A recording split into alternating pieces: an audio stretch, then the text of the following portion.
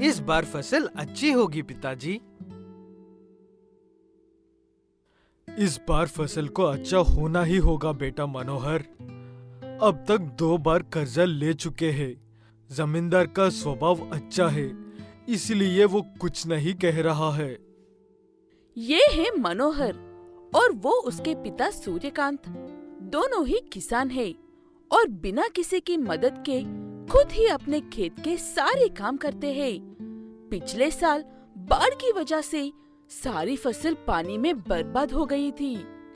इसलिए सूर्यकांत चिंता कर रहा है कि अगर इस साल भी बाढ़ में फसल खराब हो गई तो सूर्यकांत और उसके बेटे की सारी मेहनत बर्बाद हो जाएगी और वो दोनों कर्जे में डूब जाएंगे। फिर से बादल छा रहे हैं। मैं जाकर खेत में से पानी निकलने का रास्ता बनाकर आता हूँ। तब तक तुम गायों को चारा डाल दो।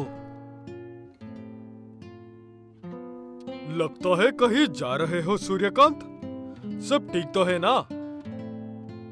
ऐसे अचानक से जमींदार आते ही सूर्यकांत डर जाता है, लेकिन जमींदार ऐसे ही एक पुराने दोस्त की तरह बात करने के लिए आता है। बादल छा रहे हैं खेत में, वही जा रहा था। तुम सच में बहादुर हो सूर्यकांत। पिछले साल के इतने बड़े नुकसान के बावजूद फिर से फसल उगा रहे हो। आधे से ज्यादा किसान इस साल मजदूरी ही कर रहे हैं। सूर्यकांत कहता है कि नुकसान के डर से खेती छोड़ देंगे तो बाद में खाएंगे क्या? किसी को तो जिम्मेदारी लेनी चाहिए। जमींदार सूर्यकांत की बात सुनकर खुश होकर वहाँ से चला जाता है। सूर्यकांत भी अपने औजार उठाकर खेत में चला जाता है और हर तरफ से पानी जाने के लिए रास्ते बनाता है। ऐसे सूर्यकांत और मनोहर दिन रात फसल के पीछे मेहनत करते हैं। फसल पूरी तरह से तैयार हो गई है पिताजी। हमें जल्दी ही फसल की खेती शुरू कर देनी चाहिए। हाँ बेटा, हम कल सुबह ही सारी फसल काट लेंगे और कल ही मंडी लेकर जाएंगे। इसीलिए सुबह जल्दी उठना।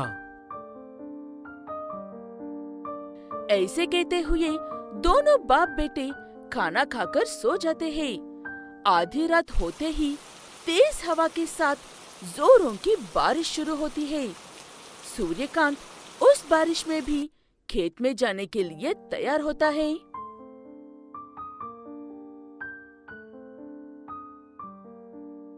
पिताजी, खेत में इतनी सारी रास्ते बना तो दिया है आपने।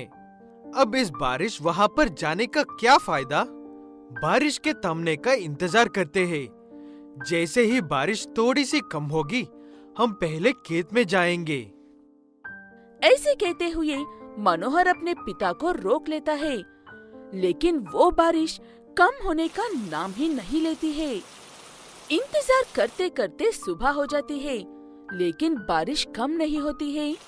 इसलिए चाहे जो भी हो कहकर मनोहर और सूर्यकांत खेत में छाते पकड़कर जाते हैं। हवा और बारिश इतने तेज थी कि उसके छाते रास्ते में ही फटकर उड़ जाते हैं। खेत में पहुंचकर देखा तो वहां पर टूटकर बिखरे हुए पेड़ों के अलावा कुछ भी नहीं था। लेकिन पास में ही दूसरा किसान अपनी बची हुई फसल को एक कवर से छुपने की कोशिश कर रहा था। अफसोस बाद में कर लेना बेटा। यहाँ पर आओ, रंगा की मदद करते हैं पहले। ऐसे सूर्यकांत और मनोहर अपने साथी की मदद करते हैं, बची हुई फसल को उसके घर तक लेकर जाने में। शुक्रिया मेरे दोस्त। इतनी तेज बारिश में मुझे मेरा खुद का भाई भी छोड़कर चला गया था। शुक्रिया। घर सही सलामत पहुंचने के बाद कहना। ऐसे कहते हुए रंगा को उसके घर तक पहुंचा देते हैं दोनों बाप बेटे। ऐसे खुद ही घर लौट जाते हैं। घर पहुंचने के बाद सूर्यकांत की तबीयत बहुत ज्यादा खराब हो जाती है, पानी में भीगने और फसल के बारे में सोचने की वजह से। 2 दिन बाद बारिश कम होती है। बारिश कम होते ही मनोहर जमींदार के पास नौकरी शुरू कर देता है और उस खेत को बेचकर अपने पिता का इलाज करवाता है और जमींदार का सारा कर्जा लौटा देता है। ऐसी बाढ़ की वजह से एक किसान पूरी तरह से हमेशा के लिए हार जाता है। पवन कुमार एक 10वीं कक्षा का लड़का है। पवन बिना आगे पीछे सोचे अपने मन में जो आए बोलता रहता है और ये कभी नहीं सोचता है कि उसकी बातों से सामने वाले को कितना तकलीफ होती है।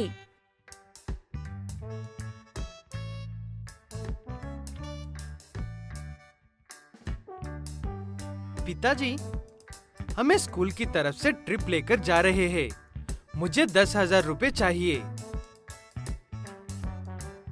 10,000 तो नहीं है बेटा मेरे पास। किसी और दिन चले जाना ट्रिप पर।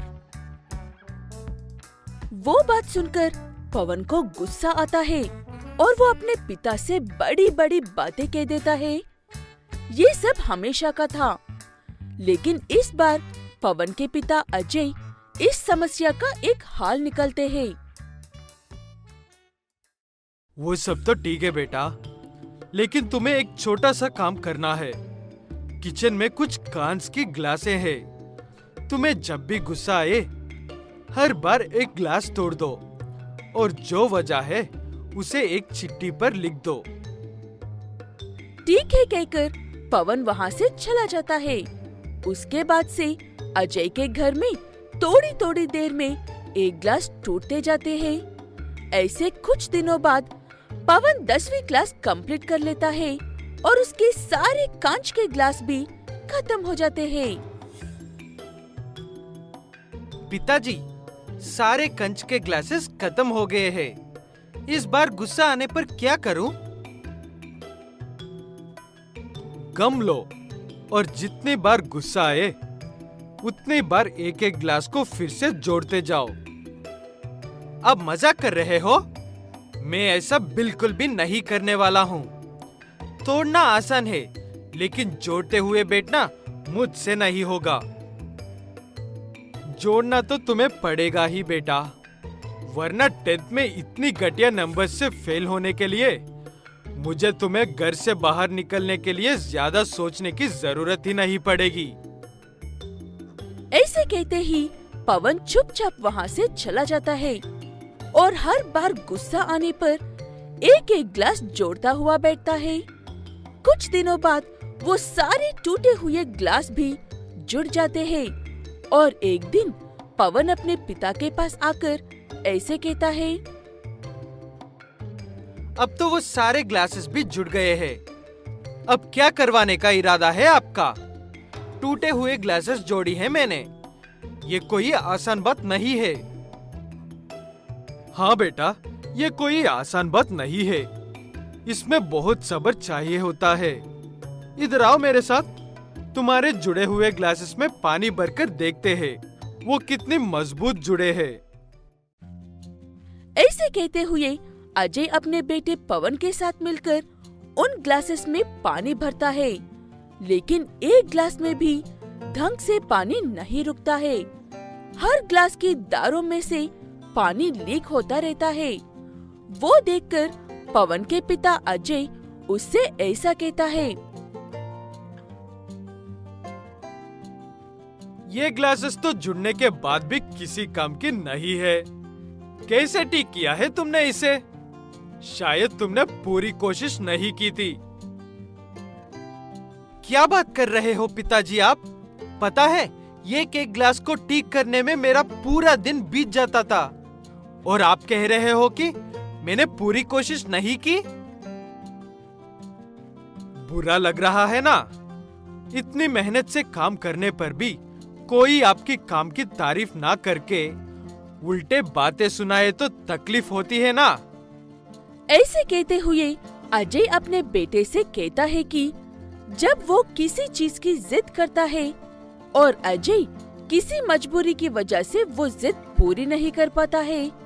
तब पवन उसे ऐसी बातें कहता है कि अजय का दिल उस कांच की ग्लास जैसे टूट जाता है। बाद में जब अजय मजबूरी में ही सही अपने बेटे की जिद पूरी करता है, तब वो एक छोटा सा सॉरी कह देता है और पवन का वो सॉरी उस दोबारा से जुड़े हुए कांच की ग्लास की दारू जैसा होता है।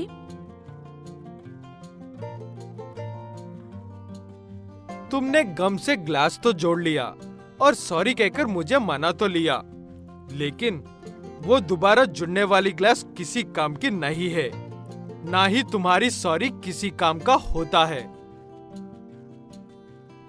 ये आखिरी बार मुझे माफ कर दो पिताजी। आज के बाद आप जो कहेंगे मैं वही करूंगा। मुझे पता नहीं था कि किसी को इतनी तेज पहुंच सकती है। अजय कहता है कि कुछ कहने या करने की जरूरत नहीं है, जैसे हो वैसे ही रहो और बात करने से पहले एक बार सोच लो कि क्या बात कर रहे हो। कहीं तुम्हारी बातों से आगे वालों को तकलीफ तो नहीं होने वाली है। तब से पवन अपने पिता की बात सुनकर अच्छे से रहने लगता है।